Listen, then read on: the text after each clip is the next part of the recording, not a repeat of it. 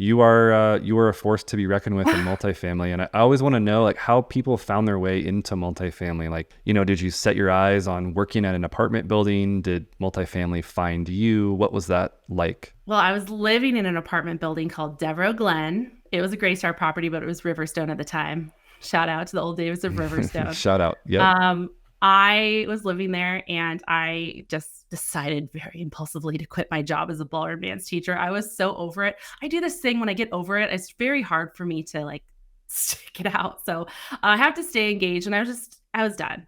And so I quit and I did not have a job lined up. So I walked into the leasing office of my apartment complex thinking like, oh, maybe I can work. I need to reduce my monthly expenses because I don't have a job. Luckily, I was living with my boyfriend at the time, who's now my husband. So he was, sorry, footing the bill for a lot of things.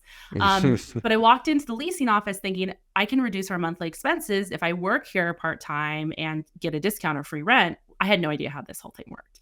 And they were like, no, we're not going to give you free rent, but we have a leasing agent position open.